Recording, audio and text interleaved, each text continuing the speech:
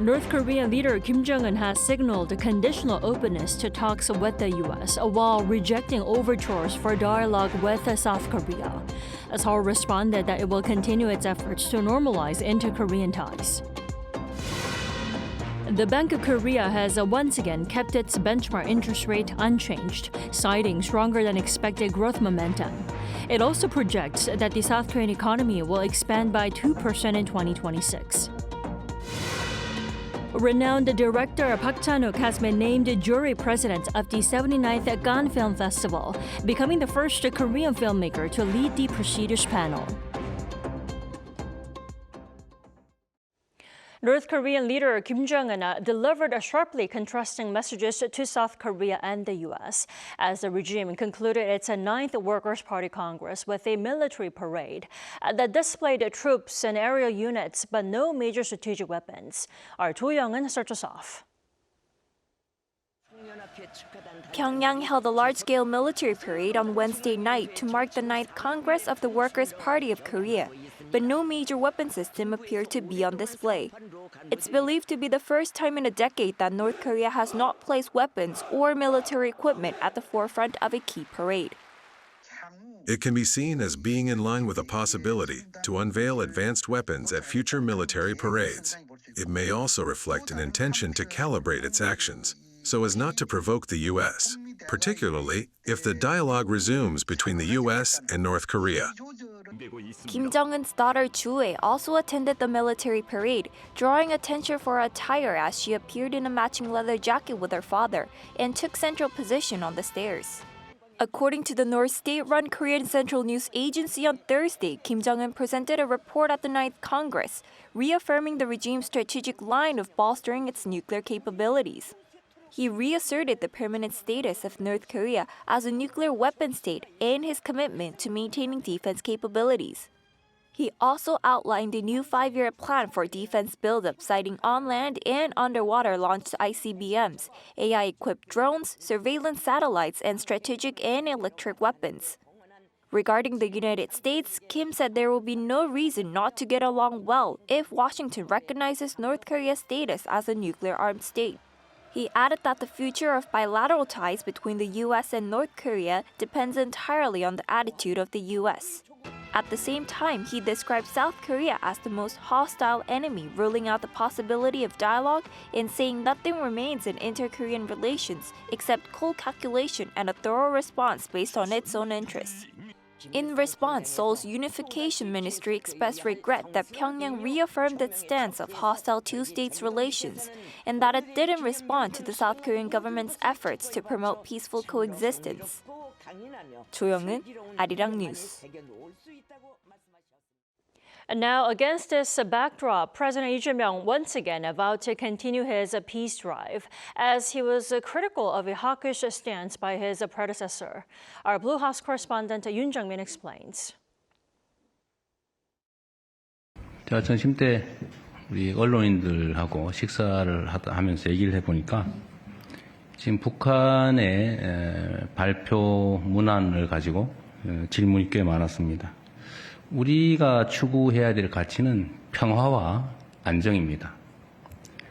대결과 전쟁을 향해서 질주하고 있던 과거를 반드시 청산해야 합니다. This was a response by President Lee Jae-myung to a hostile message by North Korea's Kim Jong-un, condemning the South during the regime's recent political event. President Lee was critical of his predecessor's hawkish stance on North Korea and those who criticized his view as submissive as he opened Thursday's weekly meeting with his aides. 지금까지의 그 대북 모욕행위 또는 위협행위가 과연 이 한반도 평화와 안정에 도움이 됐느냐, 대한민국의 국익과 또 국가 안보를 지키는 데 유용했느냐를 진지하게 되새겨봐야 되겠습니다. South Korea's commander-in-chief reiterated that he will continue his drive for peace, which he does not expect to come easily and quickly, given the inter-Korean relations that have hit lows in recent years. 남북 관계 역시 정상화되어야 합니다. 그러기 위해서는 오랫동안 쌓인 적대 감정, 대결 의식을 일순간에 한 가지 획기적인 조치로 없앨 수는 없습니다. 지속적인 노력을 통해서 신뢰를 구축하고 Lee made an unexpected visit to the press center at the Blue House on Thursday and had lunch with reporters covering the president. Yoo Jung-min, Arirang News. South Korea and the United Arab Emirates have agreed to pursue a defense cooperation project worth $35 billion. That is, according to President Chief of Staff Kang Hoon-sik, who returned home from the UAE on Thursday after serving as President Lee Jae-myung's special envoy for strategic economic cooperation. Kang said he reached the agreement during talks with Khaldoon Khalifa Al Mubarak, Abu Dhabi's Executive Affairs Authority chairman. The two sides signed a memorandum of understanding outlining cooperation in weapons design, training, and maintenance.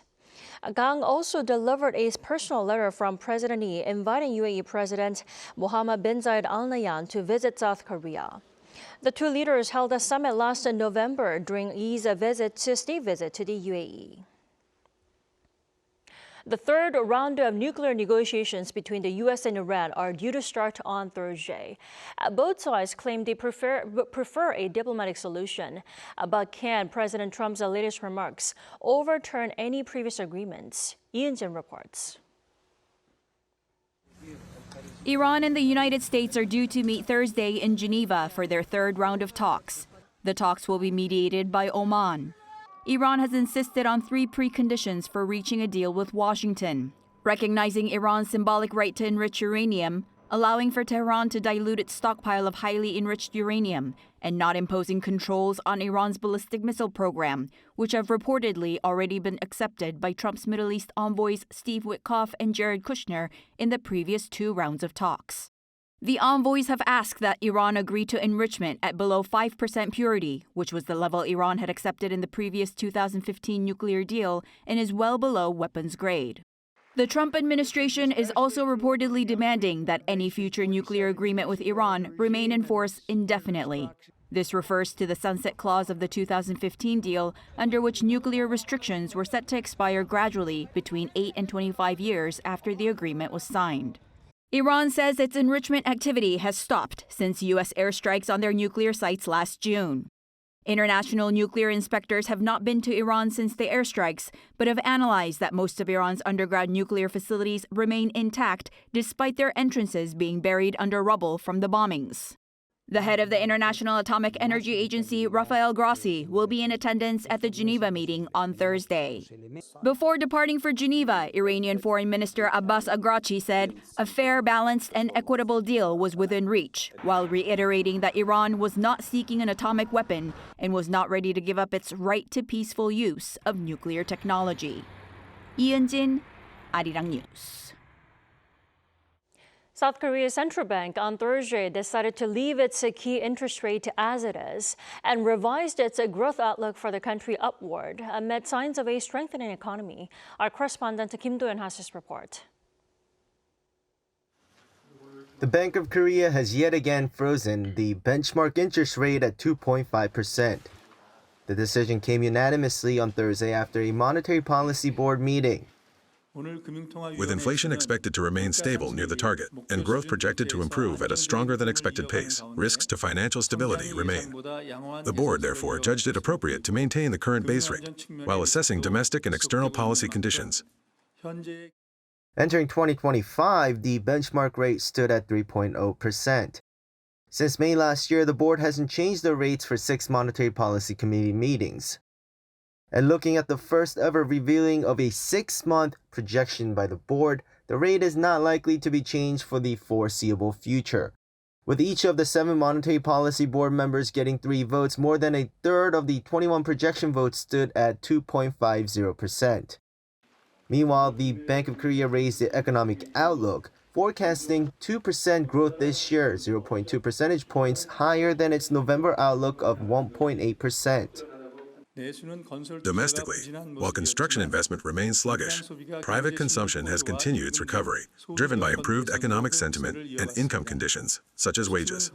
Exports sustained high growth led by IT sectors, including semiconductors and computers, despite the impact of tariffs. In fact, the BOK explained that IT manufacturing itself contributed around 0.7% to the growth rate this year. Around half of that comes just from chip exports. On the other hand, there remain risks in the industry as well as the economy. In fact, the fast growth in AI and tech was one of the factors the governor picked as a reason behind the intensified economic polarization. While the industry grows, non-IT sectors, especially construction, are struggling at the moment. Plus, with the rise in the stock market and with most of the investment done by the wealthy and institutions, the wealth gap could widen further. As for inflation, the central bank also raised the forecast for this year to 2.2%, a 0.1 percentage point higher than last November's. The bank explained it was due to upward cost pressures on some items, including electronic devices, while the rate will be subject to change with the changes in oil prices, exchange rates, as well as the government's efforts to keep prices low. Kim Do-yeon, Arirang News.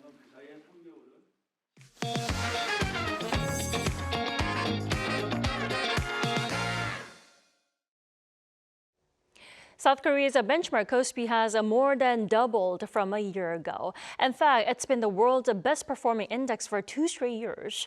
But after such a strong rally, are Korean stocks still a buy? We turn to our economics correspondent Park Junan here in the studio. Welcome back, Junan. It's great to be back, Tommy. So Junan, we know the index has at least doubled. Now, it's no exaggeration to say that it's been a chip-led rally, right? Tell us more. Right, Tommy. So basically, South Korea's stock market is experiencing a strong bull run. The primary drivers have been a handful of powerhouse stocks in the semiconductor and automobile sectors. Samsung Electronics and SK Hynix have been the undisputed leaders, fueled by explosive demand for AI-related memory chips and the ongoing global AI supercycle. These top 2 megacaps alone have accounted for a disproportionate share of the gains, increasing 285% and 441% year-on-year, respectively. Aside from those two, adding significant momentum was automotive giant Hyundai Motor, which jumped sharply on expectations of advancements in robotics and autonomous driving. A company once considered a classic automaker is now valued as a key tech player in physical AI, partnering with global tech giants like NVIDIA to develop autonomous driving systems and Google DeepMind to advance humanoid robots. As a result, Hyundai Motor also saw a remarkable 197% year-on-year increase. With strong demand for AI chips and earnings that justify stock price growth, domestic and international securities firms have raised near-term targets to as high as 8,000. Nomura Securities has set the most aggressive target, raising the upper band to 8,000 points. That implies a near 27% upside from current levels. Hana Securities is close behind with a target of 7,900, and global investment bank JP Morgan sees the index reaching 7,500. Kiwoom Securities and NH Investment and Securities have both lifted their projections to 7,300. So it seems like these few stocks are fueling the rise of the index. Now, Junan, if not all stocks are going up, isn't it concerning that only a few stocks are disproportionately affecting it? Right. So Korean market's heavy reliance on few small mega-cap stocks are currently really a concern. But an expert claims that it is mega-cap companies that have the money and technology to dominate the market, which is a universal phenomenon in many countries. Let's take a listen. There is a reason we keep referring to the U.S. Magnificent Seven. The nature of AI technology means the benefits do not easily spread to smaller companies.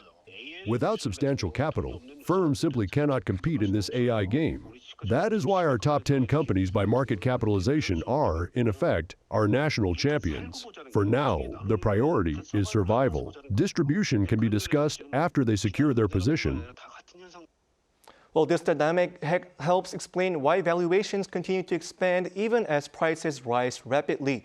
In some cases, earnings growth among market leaders has outpaced share price gains, keeping valuation multiples reasonable or even attractive relative to peers such as other global tech companies. Capitalization is increasingly concentrated in companies that are advancing technology. As more firms ramp up spending on AI, suppliers of essential components such as Samsung and SK Hynix stand to benefit. At the same time, companies like Hyundai, which possess both capital and technological capabilities to develop physical AI, are better positioned to attract top talent and accelerate innovation. Then, Chunam, what are some expectations or even concerns we should keep in mind when investing in the near future? Right. First of all, I have to say this, that to all our viewers, this is not a financial advice. Stock investments carry inherent volatility, and viewers should make decisions based on their own judgment. For more about wise ways to invest, let's take a listen to an analyst I spoke to. The biggest concern in the short term is that the market has risen quite sharply, although concerns in the U.S. about an AI bubble or broader disruption have somewhat eased. If such narratives continue to resurface, they could inevitably weigh on stock prices. Both analysts I spoke with while preparing this report expressed optimism about the future of the domestic stock market. However, they also cautioned that stocks can move in either direction and volatility-driven corrections could occur at any time. Of course. So, Chunan, thanks for coming in tonight. We appreciate it. Thank you so much, Tammy.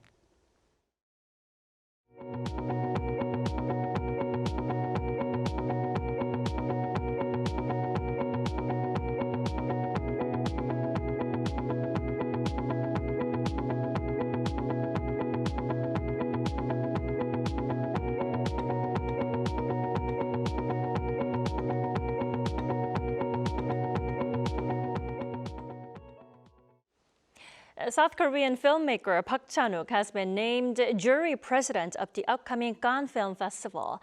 That makes him the first Korean to hold the position. Our culture correspondent Park Won-woo has more. Legendary movie maker Park Chan-wook will make history once again by becoming the first Korean jury president for this year's Cannes competition. The announcement was made on Thursday by festival organizers, who said Park will help select the winner of the prestigious Palme d'Or. In a joint statement, organizers said they chose Park for his inventiveness, visual mastery, and penchant for capturing the multiple impulses of women and men with strange destinies, noting that his work has created truly memorable moments in contemporary cinema. Park shared his thoughts, saying that even in an era of hatred and division, the shared experience of watching films in theaters can move hearts and create a sense of universal solidarity. Often nicknamed Cannes Park for his repeated success at the festival, he previously won the Grand Prix for Old Boy in 2004, the Jury Prize for Thirst in 2009, and Best Director for Decision to Leave 4 years ago. Korean movie makers have previously served as jurors 6 times, including Park himself in 2017, and this will mark his first return to the jury in 9 years. It's actually a bit late to appoint him as the president, given all his achievements. This also reflects global recognition of Korean cinema.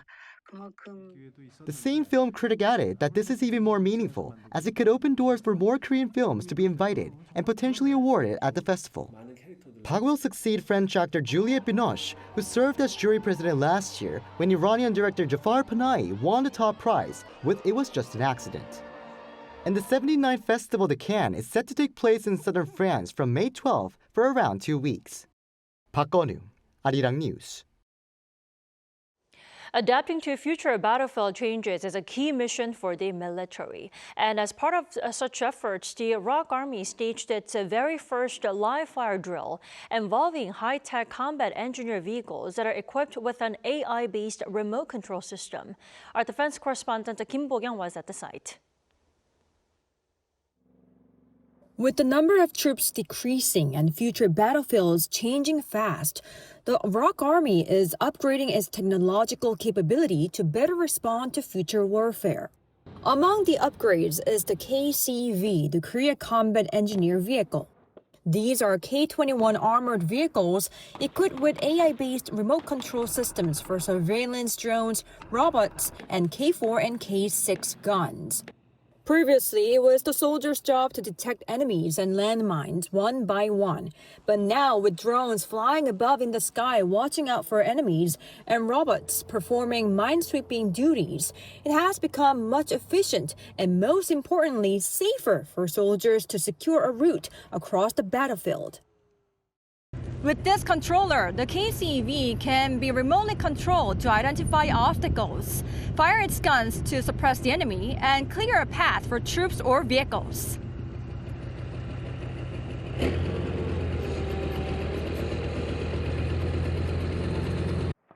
The Army's 11th Maneuver Division staged live fire drills in Yangpyeong on Thursday with these vehicles that are currently under a trial run, showing how these can secure a route while reducing the time taken almost by half. Unmanned systems can enter dangerous areas first, followed by troops once the area is safe, improving both safety and efficiency. A successful drill, but ROK Army plans to get more feedback before these vehicles are sent to the front line. We will keep improving through training and field tests in various environments, building a strong force based on a manned-unmanned system. With this 30-ton armored vehicle designed to minimize troop exposure and casualties, the ROK Army is working to prepare efficiently for changes in the battlefields of the future. Kim Bo-kyung, Arirang News. South Korea's National Assembly today passed a revised Criminal Act bill, creating the crime of legal distortion after a ruling party-led motion brought an end to an opposition filibuster and the bill cleared the chamber in a vote. The amendment, one of the Democratic Party's three flagship judicial reform measures, limits its application to criminal cases and clarifies its provisions amid earlier concerns over constitutionality. And now, following the vote, lawmakers moved on to the next item on the agenda, a revision to the Constitutional Court Act, introducing a judicial complaint system which was formally reported to the floor. Now, the People Power Party immediately launched another filibuster, vowing to resist what it calls an excessive overhaul of the judicial system.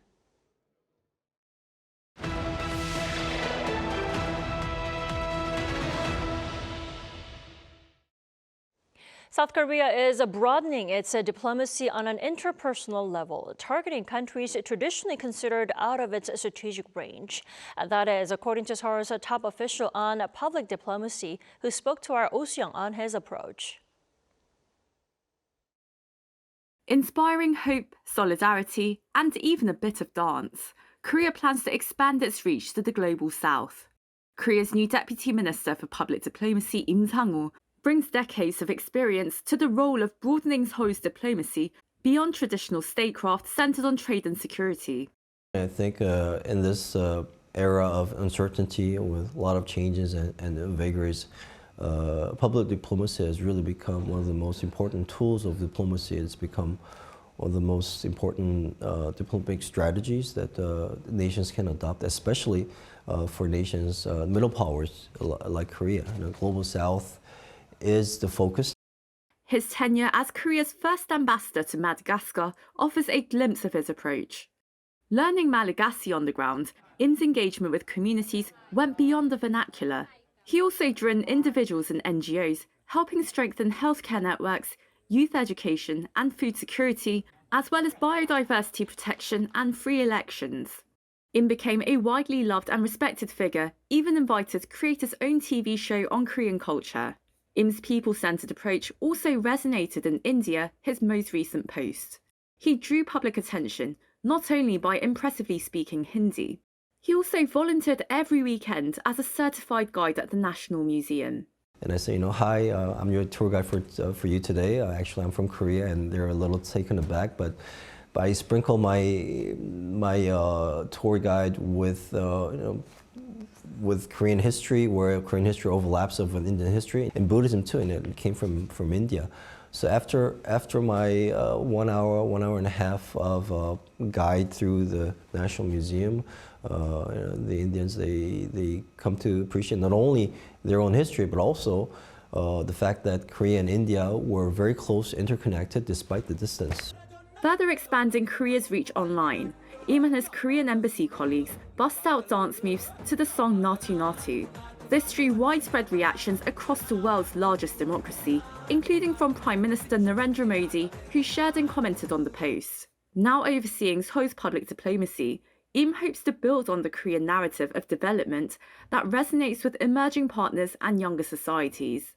As we went through all this in a very compressed timeline, we experienced war, poverty, and then modernization, democratization. So all these things happened in such a short period of time, so we have such a huge reservoir of raw material to be used for our stories and our music. And I think people across different backgrounds, they see their story, they see their struggles in our storylines. Now 3 decades into his career, Im hopes to continue reaching people's hearts to build shared aspiration and solidarity. Oh Seong, Arirang News.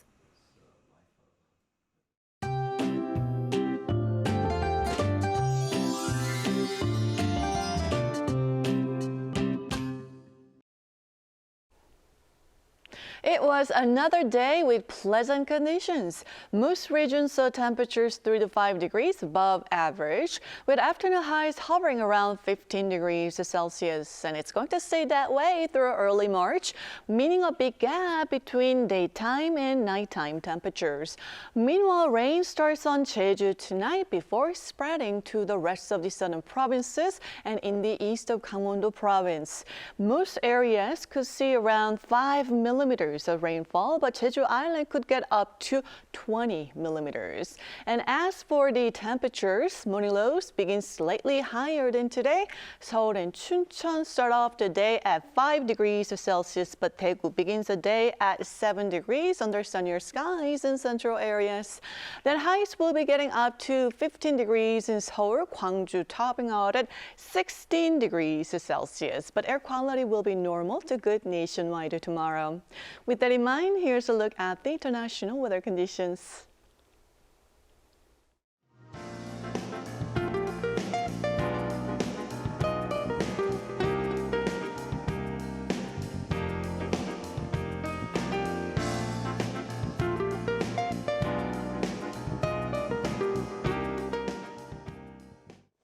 That's all we have for tonight. I'm Kim Dami. From all of us here at Arirang, thanks for watching and good night.